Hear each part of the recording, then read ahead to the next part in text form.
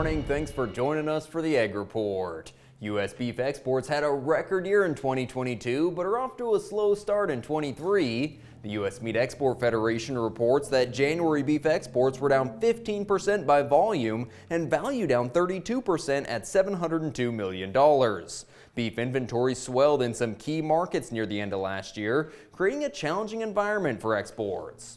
Well, it's been a relief to see prices for almost every type and class of cattle pushing higher recently. Justin Tupper, owner of St. Onge Livestock, told me it's a result of cattle numbers being much tighter than anyone anticipated, but the higher prices, he said, don't mean improved profitability. Cattle numbers in our part of the world in this northern tier are shorter than even maybe USDA has called for. We're starting to see that come to fruition a little bit. The trouble is all of the built-in profits that are supposedly coming, our expenses have went up at least that much. So it is a really good thing that we're getting better prices, but it costs more to produce it each and every day. And DTN reports that most major fertilizer prices are continuing their path lower. Urea is down 12% from the start of the year, and hydrous down 15%, and both about 29% lower compared to this time last year. Prices moved to record highs in 2022 due largely to supply issues, and while they're still high, they do seem to be following grain prices lower. Well, thanks for joining us this morning. See you back here in an hour for the markets. We asked Montana farmer Walt Sales about the challenges of mental health in agriculture. Another drought. There always is. There's always going to be another something. I grew up in a generation of you pulled yourself up by your bootstraps. But it's become evident is what do you do if you can't even find those bootstraps?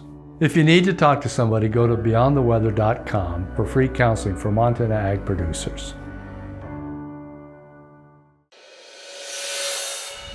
Welcome back to the Ag Report. President Biden released his budget proposal for the 2024 fiscal year, and the plan leaves farm programs relatively unscathed. The White House budget calls for just over $30 billion in discretionary budget authority for USDA, a nearly $4 billion increase from last year. The increases are mainly in funding for nutrition, rural broadband, and climate programs. Crop insurance funding, something that's usually attacked in these budgets, was left unchanged. The budget also proposed to extend a program offering a $5 per acre incentive for farmers to raise cover crops. Well, a week ago, feeder cattle futures were at contract highs, but they've fallen $7 in the last 5 sessions. Recent weakness from the cash cattle trade, down $1 on the live sales at 164, dress down 2 to 3 from 262 to 263. A light test of feeders in Miles City, but higher prices. Most of the 4 and 5 weight steers from 267 to 279, 6 weights topping at 244.5, and 5 weight heifers selling strong from 213 to 220. Higher sheep prices this week at Pays. New crop lambs weighing 70 to 95 pounds sold from 193 to 231. And the wheat market did move higher again, although considerably less support than what we saw the day prior.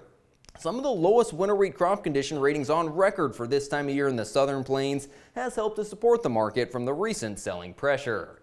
Well, that's it for today's Ag Report. Thanks for joining us and have a great day.